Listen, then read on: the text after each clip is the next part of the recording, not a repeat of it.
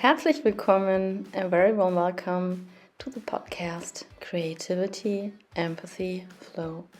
My name is Doris Kessel, mein Name ist Doris Kessel und ich freue mich sehr, dass du zuhörst, damit du als Künstlerin, Heilerin und hochsensibler Mensch deinen Platz in der Welt einnehmen kannst. And you as a artist, healer and highly sensitive person find your very warm and welcome place on this planet. Aloha.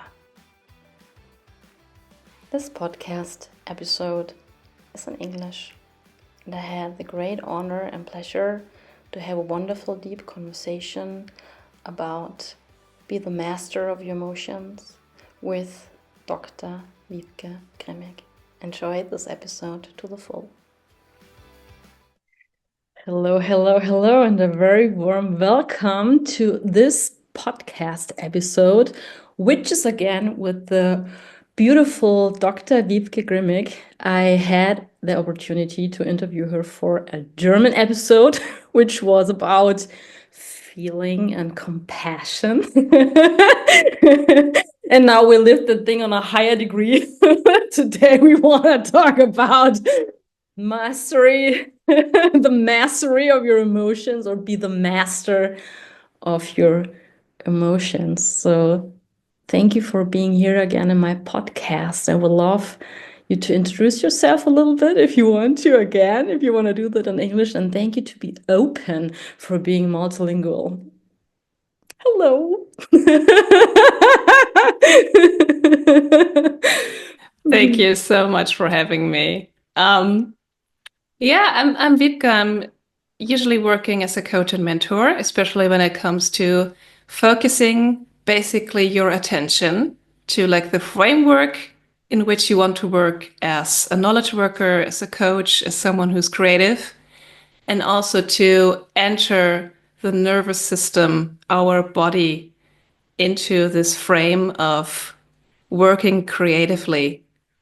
And what do you do if you feel overwhelmed, especially if you are familiar with pleasing patterns? Yes. Like, how do you manage that? How do you master that in a way that allows you to focus on what you want to do within your business, with your self-employment? That's so wonderful. This is so cool because do you know that? I don't know. I feel like if we set an appointment for a specific topic, the life shows me what's happening, like preparing me for something. Do you have that issue too? So before we stepped into that interview, I had like thousands of messages. So did you? I was wondering, is like the universe testing me? If I'm like, what is it? This is like a question in my head is what is it right now? What is it what I need? Or what is life shows me? And there comes the creativity part inside of me, because I figured out, as my whole life was structured as a former triathlete, I love chaos. So there's a part who loves to be creative and to put out ideas, and I don't have like a schedule for that because I can't schedule my ideas. That doesn't work for me. And for an impulse, I need an emotion that's coming up, like emotion that is running through me, like joy and pleasure and the things. So then we are diving deeply into the topic. So I was really wondering, and thank you so much that we're having that interview right now, that I figure out, yes, emotions can be pretty chaotic and they can be pretty overwhelming. But I also feel like if I just go with the flow, life drives you through something. And if I just like stop and being afraid of something, it kicks me out of the flow. How does that work for you? How do you handle that? Really emotional work is for me very powerful. Really, it's powerful. How do you handle that shit? It could have been part of the sentence or extra, like shit. Very cool. That was one of the most fundamental questions I asked myself when I came across like the way how I experience the world is not just normal. That's not just how it is, but it's my perspective. It's my lens. So there are a million different other ways to go about my life. So how do I handle this specific, very specific kind of whirlwind of emotions, and how do I deal with my triggers and stuff? So this kind of seems to go into this kind of direction with Yeah, your questions, right? absolutely. Got it. Thank you so much. Just to make sure we're on the same page. Yes, we're Wonderful. absolutely on the same page. So the most important thing for me was to really look back on my life and to figure out, okay, why am I entering a different kind of anxiety here when I try to find a way to fight my feelings, like fear. Um, do I need to fight fear, or is there another way of listening to it? Like, is it really kicking me out of my flow, or is it just opening a different timeline? Is it just telling me you perceive this as threatening? So this is why you react to it with fear. Like it's not an obstacle to me. It's like something I need to listen to. This is just a different kind of teacher telling me something about my past that I need to understand to fully arrive in the here and now and to have a different outlook on what I want to do and how I want to do it. How do I experience myself? Because emotions, and this is really like a very deep dive right at the beginning, is like energy in motion, but it's Yeah. also knowledge in motion. So there's knowledge working within me, telling me this is something you experienced in the past. So I'm projecting this into the future or into the present. And this is all my body's telling me. Nothing else. Like you experienced this, and maybe you need to be very careful, not in order to get burned again. That's all there is to it on a very, very deep level. Yeah. So, how do I manage that? It's like the first rule for me to master my emotions is to perceive them as some kind of mentor, some kind of teacher. I'm wondering because this is so true what you say. If emotions are our guidance, how can we be able to trust our very own impulses? Mm, Because when we come to this life, we feel maybe overwhelmed by our parents, what they did. Or we think that things go normal, whatever normal means. My parents were really emotional people. There was a lot mm, of drama. I feel like I can deal with silence to the full. So I needed quiet. mm, I also feel when people around like you, like co-regulation mode. mm, So how can we really deeply trust and not being like misled by something which is a pattern, mm-hmm, you know? mm-hmm. I What totally get is that. the word like a healthy emotion, like a healthy boundary? Mm, But also to use emotions as a powerful thing to move on, mm, like angry or like not being stuck in mm, something. Like that anger can like is powerful to make you to move, like do the next move because you're not satisfied what your life is right now. right. You know what I mean? Just like to have the clarity and the Mm-hmm, trust. mm-hmm. I think the way you pose the question, the answers within that question. Mhm.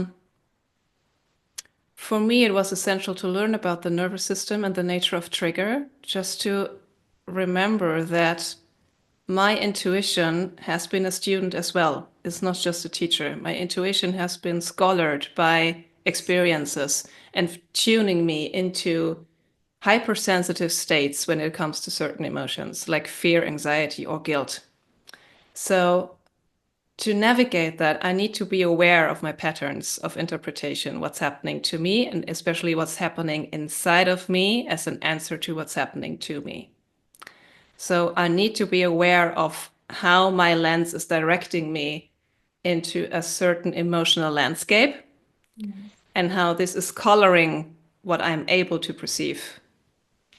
So when I'm aware of that, I can trust the emotion to be there and Yes. then to make a conscious focus effort, which will become easier the more often you do it, to interpret that as, oh, that's my hypersensitive guilt. And it's telling me there is something similar in the relationship to other people that I can choose differently now. There doesn't have to be a guilt pattern here. I can choose differently. In order to So now we have a not so stable Wi-Fi connection. I hope it's getting better. yeah, here we Yes, go. now it's good. Yeah, so cool. We were Yeah. talking about an emotional landscape and navigating. Mm. So Yeah. So yeah. would you like to add something to that? Yeah. How do you get a clear picture out of that emotional landscape? Mm. Like Indiana Jones playing, figuring out a um, way. Is mm. there a way? Is it clear? I think, well, to me, my personal way has always been the one of reflection and of kind of allowing people who are trustworthy to me, who are very compassionate, to mirror back to me at what I'm perceiving. So we're exchanging about this is what I perceive. Did you mean it the way I perceived it? So we have a way of starting to see our own emotional landscape. And basically that's part of my coaching as well. Like to get just to mirror back at people like this is what you perceive, right? So like ping pong? Right. So it's Yeah. like not your emotional landscape. So it's like a result of playing ping pong.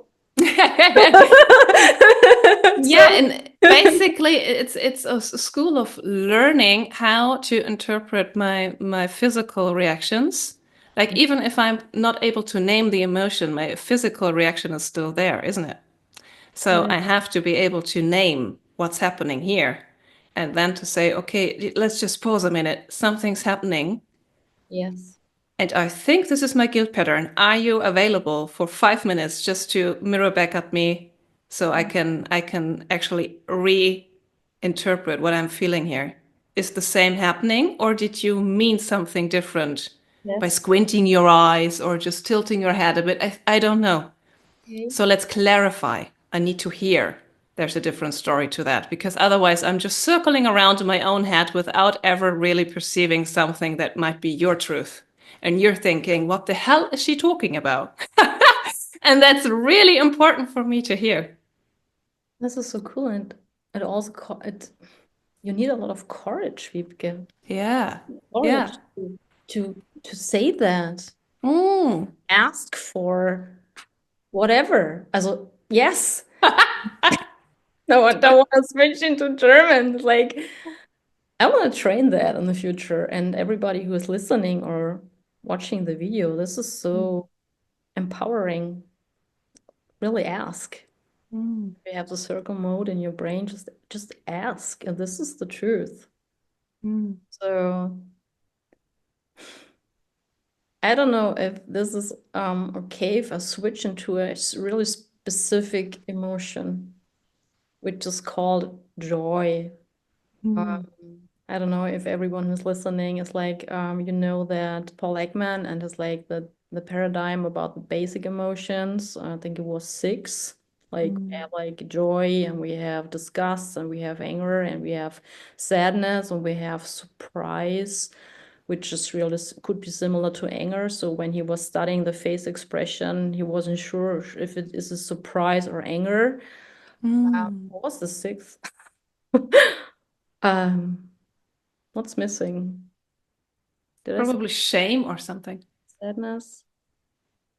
joy, anger, disgust, sadness, surprise, I fear. can't. Fear Fear, of is missing. course. Yes. Fear is missing. So, through my somatic experiencing trauma journey, I learned that there are layers. And this is what I feel could be feel like anxiety about something I don't know or I've never felt before that way. What happens when you split like emotions apart or your body apart or just like you dissociated. And I experienced a really threatening moment. I felt anxiety. And I was like, oh, wait, what's down under? What's down under? This is what I'm asking myself. What's there if I dive deeper? Mm. And there was joy. It was Oh. really like, oh my God, this is happiness. This is like Mm. joy. And then I asked why. And we figured out that when you are maybe a kid and when we come to this world, we own that happiness already.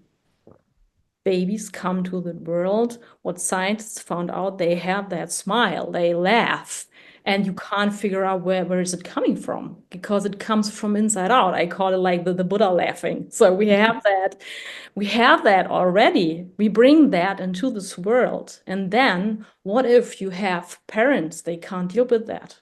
What if they Mm. does not feel overwhelmed because you are too whatever angry or sad? No, because you are so much alive. Mm. And Yeah. I was talking to my dad that he was limited by his dad Mhm. and he limited me. So this is for me, it makes it really complicated to navigate, and not complicated is not the right word, that it's really complex, that we're dealing with something which is not black or white or green or pink. Mm. Do you know the movie? What is the English title? Alles steht Kopf. The English Inside Out. I was Inside. thinking about that while we were looking for Yes, and the you have sixth like emotion. joy and sadness, and joy tries so hard to keep the joy and keep away the sadness, which belongs to the little girl too. And Mm. finally, in the end, those emotions come together. Yeah. I had the wonderful picture with a bow, like the yellow and the blue, Mm. joy and the sadness. So, Yeah. like, we have all of that wonderful stuff inside of us. Yeah. Do you have an impulse to add something wonderful? Very different, very um, intelligent brain. I was just thinking about the movie you just mentioned, Inside Out, which is absolutely wonderful. I recommend it just to watch and to get a different kind of angle on the different emotions because one of the learnings I took away from that particular movie was there is a particular kind of joy we only access through sadness. Oh, There, this is a very particular kind of joy that we access only by being vulnerable and allowing ourselves to say, okay, someone else is allowed to support me. Like, can you remember the scene when the young girl, which is the protagonist, is coming home after yes. this Yeah, she was running away and then brief depressive mode and she's allowing herself to open up again? The emotion kicks in. She gets back home and her parents are just glad to see her and she's supported again and she feels like she belongs. That's the kind of joy of I belong here that we can only access through sadness and grief no, I understand and dark places. you. Yeah. Oh, wow. So this is so important as a message because joy itself is a very vulnerable emotion. Just as you just mentioned it, like to be really joyful outside on the streets, like as a nearly 40-year-old woman. It's like, what did she take? What kind of drug is she on? What's happening there? Is she very naive? Doesn't she understand life? So there's judgment like immediately. And to say, okay, you know what? this is something that's happening outside, and me myself, I'm just joyful I did this. I'm joyful I can experience this travel or whatever you're joyful about. And to be really curious, like you just mentioned it in your brief story about yourself, this ability to be curious about something that's being judged from the outside. This is like one of the twists, I think, where we are driving ourselves toward mastery and away from judgment. This moment of, I'm curious, what's happening? What's underneath this anxiety? Yes. What's happening here? So maybe there's joy waiting for me. Oh my God. And I learned that I shouldn't display joy in this particular way. Yeah. So there's anxiety. But they both exist at the same time. There's capacity for both. So that's an amazing human ability to have different truths that seem to be dire opposites to exist at the same time within the same person at the same second. And I think this is what I've been struggling my whole life, that the existing of things that were so opposite. Mm, totally, yeah. Can totally So feel that. there's just silence in my head. Do you want to say something? I was asking myself the question when you mentioned this wonderful theme to talk about, like the mastery of emotions. I was thinking about what are signs that we're mastering our emotions? Because to me, it's not like a destination, it's a process, it's a practice. So the first one was to really come back to my fascination with language. Like we have these six basic emotions, but there are so many more. And when I start working with people who try to step out of their pleasing patterns and to discover more about their emotional landscape and how they can choose how to feel, how to experience, it turns out they have a pretty broad vocabulary for emotions. Mhm. But it's really interesting to say, okay, the first step is to name your emotion and to Yeah. say, okay, this is happening to me. Yeah. Yeah. I learned in university, I studied psychology as well. And Mm, we learned that there is a difference between like emotions, like the word emotion, how you define an emotion, like maybe the basic emotions. I'm not sure because it's also like only words, mm, but powerful words. And then you have feelings, mm, and we have a wide range of feelings. So mm. please, to anyone out, so don't judge me by my not so being so specific or not to know the answer right now. I just want to mention that in university, or how I was like the time I was studying, which is like a couple of years ago, that there was a difference in between emotion and feelings. Mm. Yeah. Maybe what you're talking about, what you do with your clients is like to discover what they feel right now. Or do you think that it's necessary to make a distinction Mm. between feelings and emotions? When I did my own research on emotions, it turned out to be quite helpful to understand that there's a difference. Okay. Um, like emotions, when we use emotions, it tends to be a feeling that's been stored inside the body and has a kind of long-term effect. So emotions tend to come from the past. Feelings are in the moment. Like I'm impatient right now, but it may leave after it's done its purpose. Done. Mhm. Now I'm joyful again that we're talking. And then I'm angry. And then I'm a bit frustrated. And then I'm joyful again. So this like, woo, roller Yeah. coaster going on. Yeah. Emotions can stay, and this I know from personal experience, for days on end. Like Oh, I've been angry for a week in a row when I yeah. was when I was dealing with my own traumatic experiences. Like this was something that just came up and I didn't know. It had nothing to do with the water cooker or with a friend that just said something. Nothing. I was just on a certain level of being angry all the time. And I was just experiencing this as a way of, oh, this got nothing to do with the here and now. This is just me processing something that's been stuck in a loop inside my own body. Thank you for that. And I really, it's so important for me. This process is so exhausting. So to Yeah. everyone outside, please, please, please, please, the deepest level of your heart, please appreciate that. You may feel you're totally tired. You may feel you can't do nothing at all. You may feel you're stuck into something because it's so exhausting. There is coming up all that shit. Like for me, Mm, like 40 years of like anger and rage, I pressed down and I still have that. So mm, thank you to distinguish those words that it's mm, necessary. mm. A Uh, feeling something that comes and goes like with a flow, and an emotion is like a past experience, and it's really inside of us and waits to be dissolved and transformed, mm. like that, something like that. So along those lines, exactly. And I felt like the very understandable human instinct is to fight in that Yes. particular moment and to suppress again. Like, I don't want to feel this. This is exhausting. I'm not going about my day as I want to. And it's Or basically discoloring your way of going through your day. But at the same time, again, to step into that attitude of this is something that's telling me something about my past.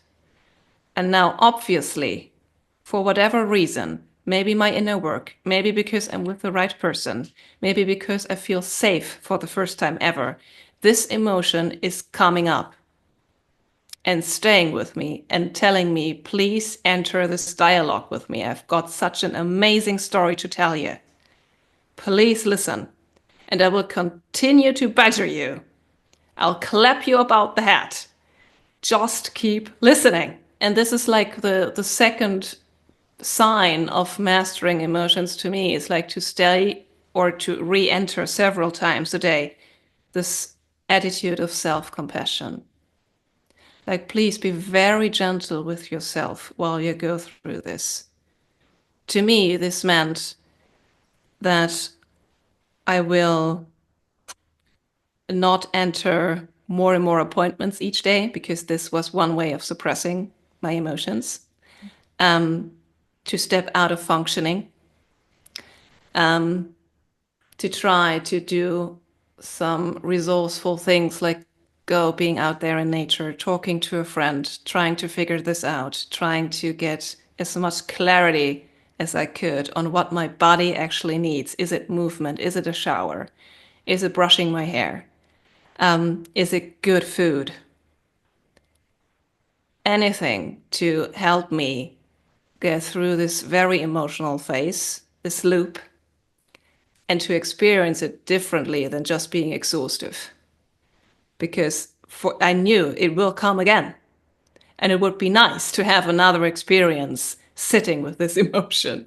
Maybe I can't sit with it. I need to move. So when I was in rage and anger, I needed to move. I needed to walk. And this energy had to go somewhere. It needed to be expressed.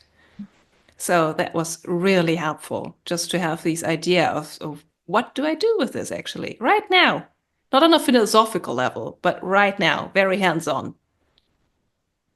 do we have to do something, or do you have, I don't know. I have several approaches.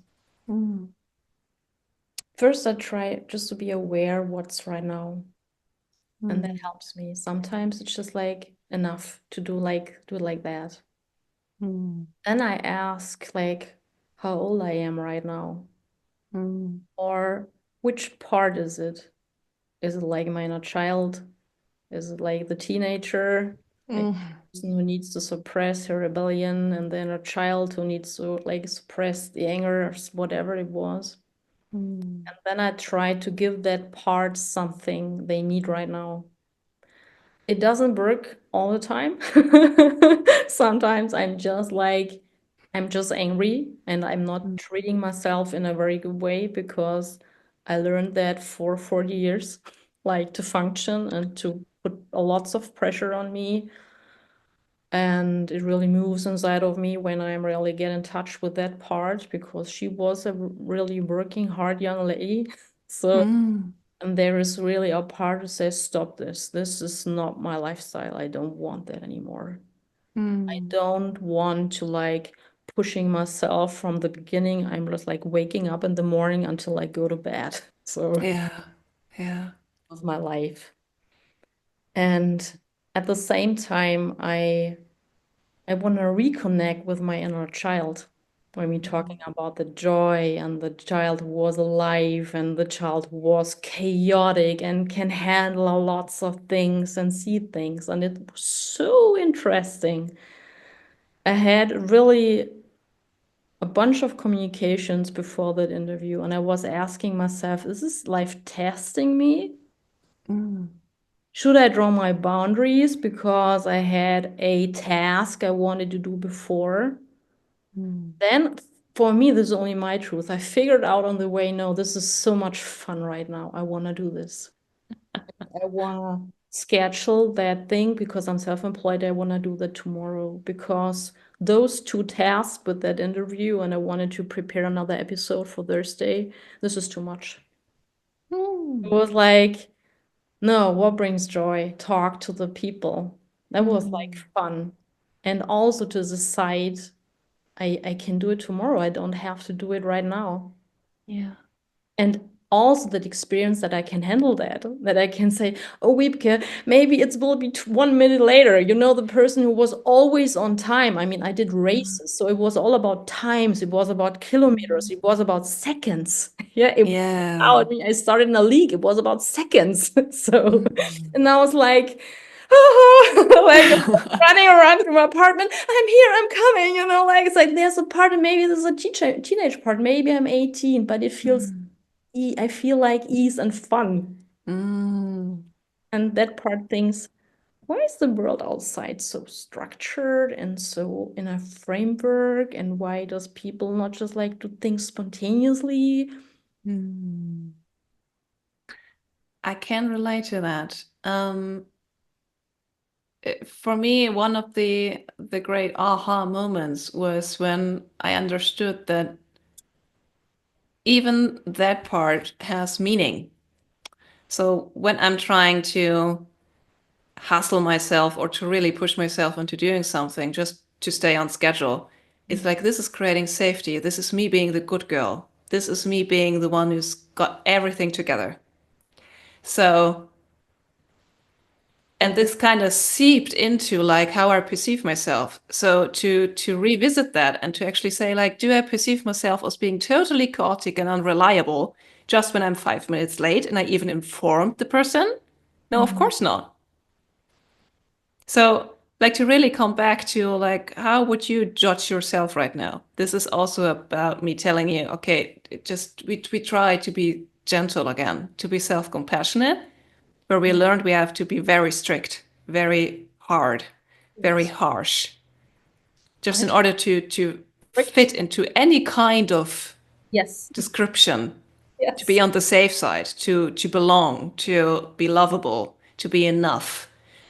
So Wow. all these things, they are inside ourselves as a purpose, and we learned them.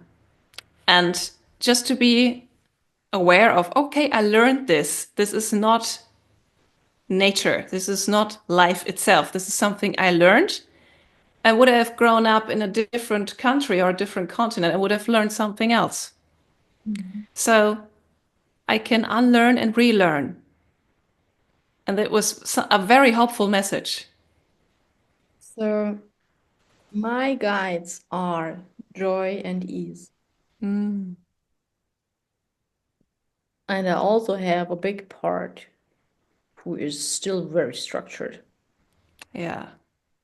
and Yeah. very harsh and very much to want to be on time to show up. Mm, But there's a part growing inside me who says, don't be so rigid. mm, There is a gray and not only black and white. And you can talk. totally. So I don't have the answers right now. Sometimes I feel like I am a coach and I don't have answers. I'm just figuring out. Yeah. My coaching were so different like 10 years ago when I just like got started and like now and now I see myself as someone who's listening. Mm-hmm. Totally. It's like I'm sitting and I'm listening. And that's really interesting, isn't it? Because mastery of emotions used to mean to me I'm in control. I Mhm. control my emotions. I'm the expert at suppressing. You could Mhm. never guess what I'm feeling really inside. So that was a kind of self-control. A friend of mine told me I've never met anyone who mastered self-control to that level as you have, but I can also see the pain behind that. So it's a double-edged sword. And I go like, yeah, and I used to think this is mastery, when in fact I needed to revisit these emotions, these very painful emotions, to gather the courage and to have the tools, um, to have a different kind of understanding of what it means to be human in Oh, order to revisit that from a different angle. what is it for you to be human in the sense of that we are emotional beings? For me, we are emotional beings, We are. are highly sensitive. Even if Mm. science says they are only 20% outside. For me, the whole universe, every tiny little thing is emotion. Mm. It's energy. Yeah. Can sense energy. Everyone is able to sense and feel. Mm. So once I had the vision of a platform like Born to Feel, that we are born to feel.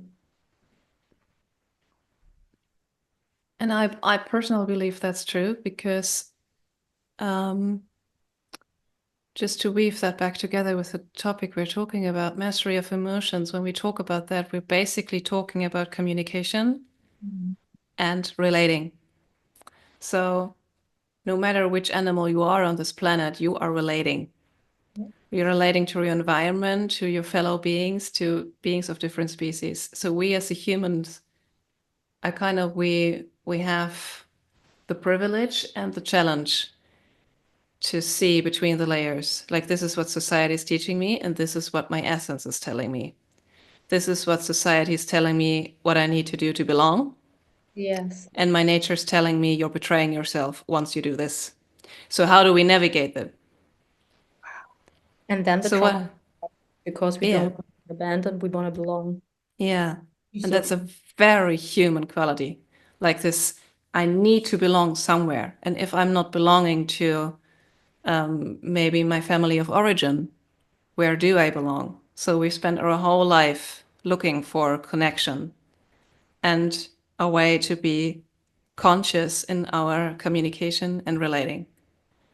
So we find the tribe, so to speak, people who are on the same emotional kind of attunement to give us a sense of safety. You're okay as you are now, no matter what you feel, no matter what emotion you experience. This is part of humanity, and it's completely fine if you're stepping out of behavioral patterns like this is what you should do with the emotion.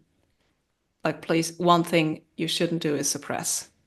These are the kind of people I feel drawn to. Like, let's talk about it. What was that? Something was going on your side while I was speaking. I registered that. And now I'm opening up the dialogue about it instead of just interpreting that till midnight in my bed without talking about it anymore. yeah, this is so wonderful. And for me, this is real strength. Mm, This is for me real strength. mm, It's like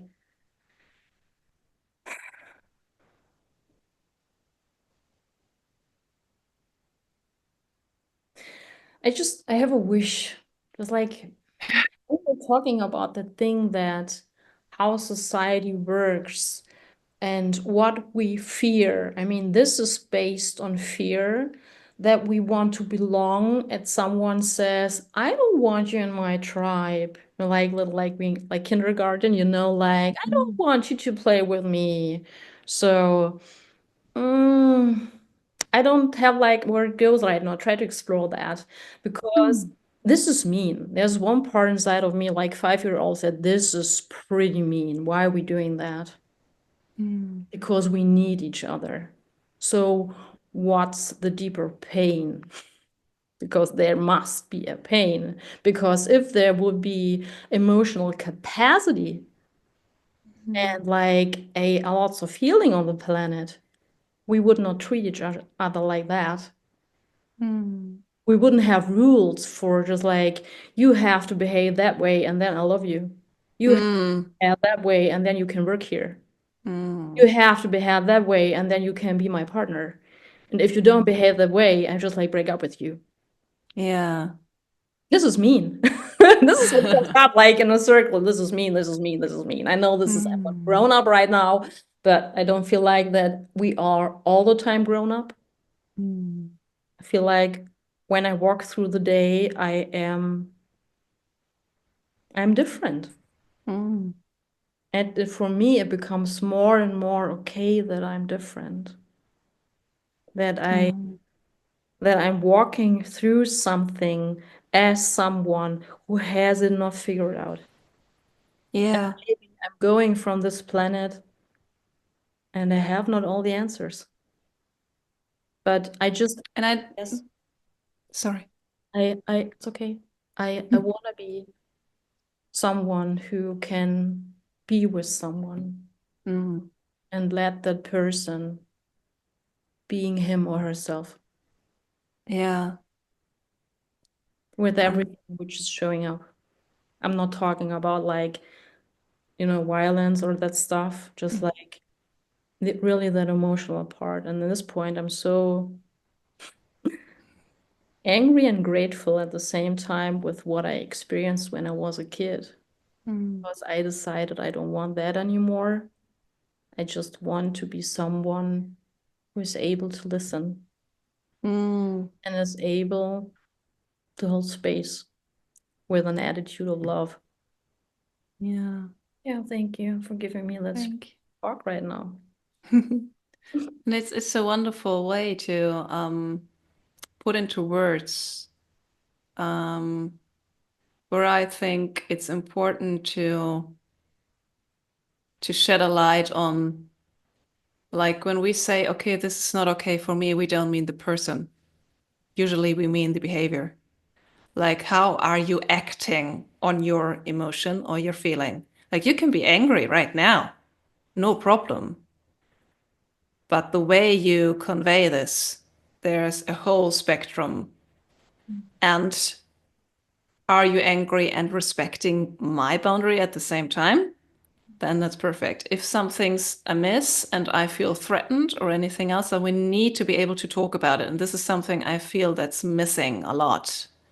Um, to be able to talk about the differentiation between the emotion is fine. That's so natural. That's human. What you do with the emotion, how you channel it, and what kind of behavior are you able to channel it? That's the big difference. Like if, like you said, if you're angry and we experience violence because of that, that's definitely not okay. But that's no issue with the emotion itself. So that's something that I had to learn, like to differentiate. Okay, I'm not being judged for being angry. I'm being judged for how I deal with this particular emotion. So I'm trying to suppress it. And I think, and then I internalize, I'm not allowed to be angry. So I will never display anger. Never. I will never even display its cousin, disappointment, because it could easily trigger anger on the other side. So this was kind of like a very delicate dance of what am I supposed to do with these emotions that are within myself no matter what, but I'm not allowed to display them. But where does this energy go to? It's still there. So some people experience that as I'm not being able to sleep. Mm. I feel very tense in my muscles around the upper part of my body up to the jaw. I can't concentrate, I can't focus, and I wonder why. I can't grasp the whole concept. Like there's still an emotion stuck within my body. It can't go anywhere. Mhm. So am I supposed to be creative when I'm devoting so much energy, unconsciously, of course, to suppressing emotions? And this is so important for my work too and for the podcast because it's called creativity Mm. and empathy and flow. And when we're talking about life's purpose that's running through our veins, which needs to be expressed, and then we have starched emotions that's blocking us or keeping us away. I don't want to call it like this because this is called, it feels like I'm judging something because Mm. I'm not allowed to judge that, which is beautiful that it shows up. Mm. And I experience when I'm sad, I I feel like that then it comes to a point that I really need to lay down and to Mm. cry and to be in silence. Mm. And I experience that from time to time more and more in a really beautiful way. So that there is no pain. Mm. It's like a little child who is really like lovingly crying or crying in love. And then I feel like it sets energy free. Yeah. So when I'm just like running through is the wrong word. When I'm just like processing, maybe this is the right word. I don't want to be too technical when I talk about emotions, but like really processing or just like feeling through, I come back in a different state. Mm. Mhm. So how do you handle that, or what do you think about when coaches speak specifically about like that this is like blocking you from something or sabotaging you? Me, if I read that, it's like I used to believe that, but now for me this is too harsh right now Mm. because for me there is no appreciation. Mhm. It's like you need to fix something which is wrong, which was never wrong. Mm. Something happened that was wrong. Mm. You know what I mean? What I'm just like Totally. want to put out into the world. Yeah. Yeah. And you mentioned a very, very important word there, self-sabotage. Hmm. Um, when I'm coming from the attitude that emotions and why they're there, that they have a meaning, Hmm. that there's a reason for them being there, if they're telling me something about the past, then they can't be self-sabotaging. They can be dysfunctional in the present, but they're not setting out to block my way or to keep me from fulfilling my potential. I No, don't I want to help believe you. I don't believe that for a second. So for me, the whole concept of sabotage, when we think about it, it comes from warfare. It's like someone sabotaging um, a strategy, or someone is sabotaging a certain kind of deeds that need to be done. Like you have a plan and you're sabotaging it. This suggests an intention Hmm. to dismantle something that was meant to function. This is not how emotions work in my world. They are there to tell you something, and they can show up as dysfunctional, but nevertheless, they have a very, very important message for you to understand yourself, your patterns, how you reacted, how the life within you tried to protect you in a very precise way from something that felt threatening and overwhelming. And it was indeed successful because you're here, you're alive. So, how can that be self sabotaging? It's just not working anymore. You need to update your inner child on this is not how it works anymore. I'm the adult now. You can talk to me right now. And I'm here and I'm building up the capacity to listen to you and to hold you in that emotion. This emotion, I know, was never meant to be stuck here for so long. I know it stresses you immensely. So let's try to figure out what it's trying to tell me. So it's a totally different outlook when we step back and look at self-sabotage as a concept that looks appealing, but it's missing the point.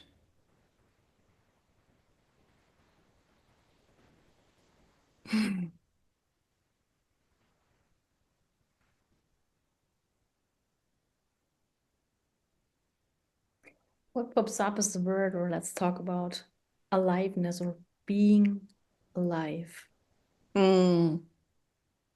What does that mean for you, and how does that feel emotionally? Being really alive. Mm. That's a beautiful question.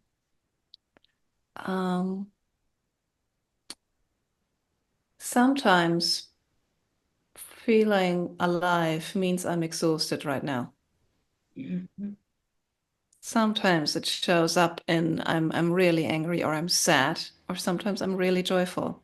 So being alive means I'm susceptible to my own inner world, and it feels safe to feel the whole kaleidoscope of emotions and feelings. And I think emotions are a way of how we experience being alive. And sometimes this feels overwhelming and we have to try to find a way. And sometimes we kind of get a different perspective. We talk to a very interesting person and we kind of see ourselves through their eyes for 2 seconds and think, wow, that's a strong person. She's brave. She overcame so much adversity. That's amazing. What an inspiring story. So being alive to me means to fully step into that immense capacity of being human and to allow for other people to perceive me as human. I don't need to know everything. I don't need to have all the answers. That would be boring. That wouldn't be human.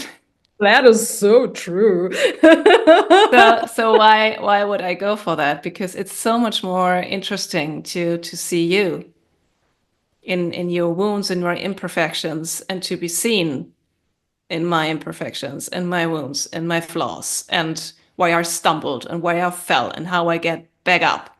That's Yes. the inspiration. It doesn't come from being, whoa, I'm perfect. There's no inspiration in that. There's no spark. There's no, oh, tell me more. I'm curious. It's just flat. It's dead. So That's emotions so like, perfect. yes, that's when you look at it, when you're just looking at how on a digital screen, how your pulse is actually being measured is up and down and up and down and up and Yes. down. A Yes. flat line is a very bad sign, Yes, actually. that's true. So, This is so true. And there's a part says, can we just stop here? I love that. Um, do you know the way of Buddha? Which I now I'm curious. believe this is a way to find balance. Mm. And I have nothing more to say. Full stop. That's it, people. Now you're wise. Go about your day. You just mastered emotions. Congratulations. That's Buddha. And I have my nails get done. Oh, beautiful. So, No, uh, you're perfect. yes, now I'm perfect with one is broken. You see that? Yeah, so for me, Buddha Mm. and balance. And I really tried hard to be in a emotional state of balancing all the time. Mm. And it was exhausting too, Mm. because I can't be in balance all the time. I'm also wondering, the explorer inside of me is wondering if we have that up and down we have with our heartbeat, and we can measure our brain waves, and so we have that up and down, and we come like into anxiety, it goes more. So just like, is there a rule how much up and down is healthy? So if people watching that podcast, they say, okay, I'm running through emotion, I feel everything is there, I just like let it flow, but I feel exhausted. Is this healthy? Mm. Where do I set boundaries, or what's healthy? So now what is it with that mastering mastery? What is it? So how do you Mm. feel that I mastered it? That I Mm. am the master of it? Oh. I think if you think you mastered it, you probably have still got a lot to learn. Um, because mastery, as I said, is not a destination, it's a process. So you keep mastering. So if you start losing curiosity about your emotions, personally, I feel like you're starting to lose contact with yourself. You need to be curious and to stay curious. Um, and personally, just sitting here and being able to talk about mastery of emotions would have been impossible 3 to 4 years ago. So the healthy amount of emotions is a very individual, personal thing to establish. Like something that can be very overwhelming for me is totally fine for you. So there's a danger in comparing it. But one of the ways of expanding your capacity usually is to dive into something that felt overwhelming and being guided by another human being to feel connection while you're doing it, to feel co-regulated, to make new experiences with that, and therefore to grow in your capacity to hold that emotion.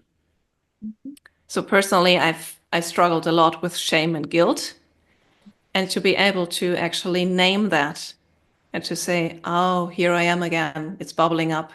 It's telling me something. I'm in my old pattern." And then to be able to self-regulate. Say, "Okay, we're not going into that right now." That's not denying myself to feel that feeling, but Yes. to guide it, to say like, I know you're warning me about something, but I'm not willing to listen right now. I give you time later. I'm Yes. preparing for sitting with a client. Mhm. So I'm not suppressing you. I'm telling you later. And I do it. I'm in commitment. I do it. And if I'm not doing it, which might also happen sometimes, I say, I'm sorry. I know. So I apologize to myself. And I go back and say, okay, let's talk about this now.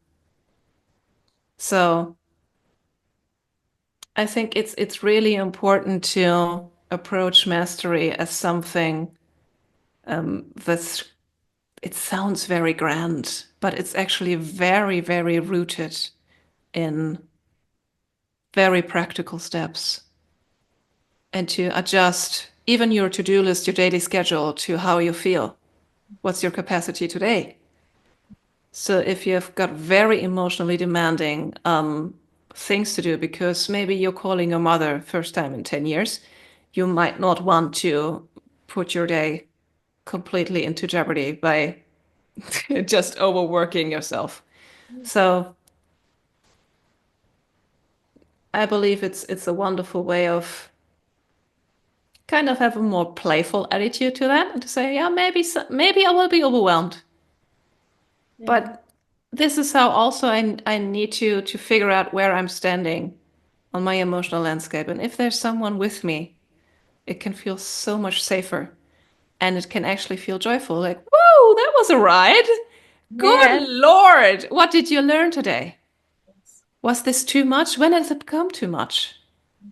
But you're growing in your capacity and you can do it in a joyful, light, and really delighting way. Can't put it in other ways. I'm delighted. I'm delighted. I just felt so anxious. And it feels like it's irony, but it's not. It's like, wow, I could hold this amount of anxiety.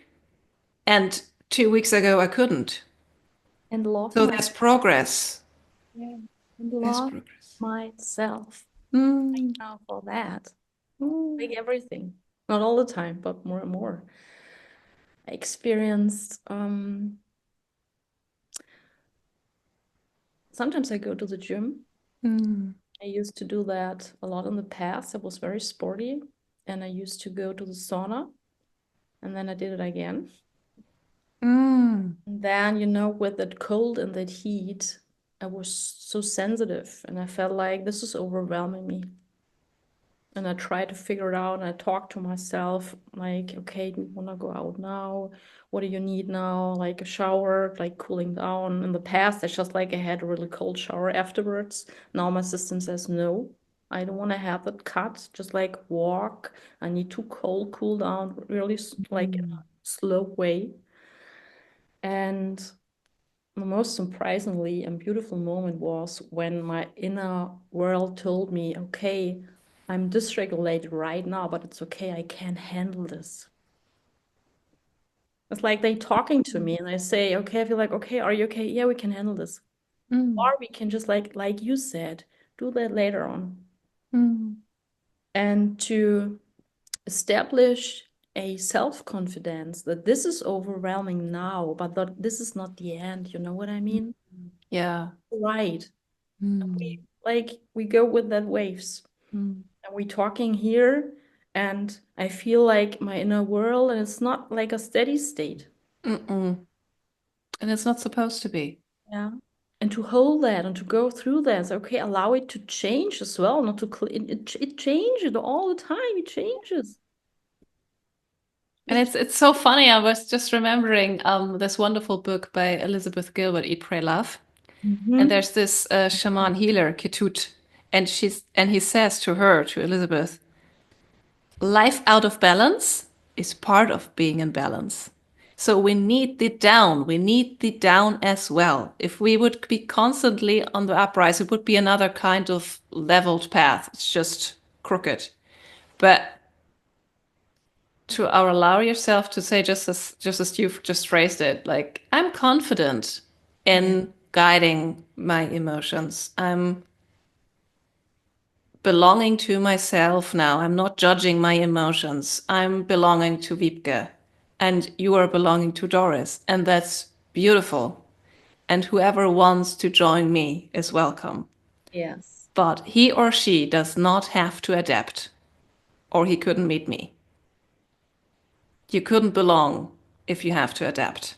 So this is one of the very, very important ways and milestones when people are working with me. It's like, and here we go again. You're asking me basically, how do I be a good enough client to work with you? There's no good enough. It's just me meeting you and vice versa. There is no standard. You don't have to accomplish anything. This is about your inner world, and I'm very happy to explore that with you. Wow. I'm curious about you. My very first service to you is to be curious and not to assume and not to judge. Thank you for letting me see some parts of you. Wow. And that's how we start to gain more and more clarity and to see, okay, this is the emotion and this is the judgment. And this poor emotion has been loaded with judgment Yeah. all its life. So And it has to be loaded with judgment because we trained like that, or we trained ourselves because it was dangerous if it was mm, not loaded. yeah. And just to understand that, God, that's the purpose. That's not self-sabotage. This was necessary to Sorry. survive. Yes. And So mhm. good gracious me. Now we're coming back to being playful again. Yes, Yeah. you're angry. Yeah. Amazing. You just Yes, said it. Thank you. I love you for Here this. we go. That's wonderful. So that's a totally different approach to being emotional to being an emotional human being and to say, good, thank you very much. Now, what do we do with it? Yes. And do you know the phrase when I read that or when coaches or whatever people say, you are not your emotions?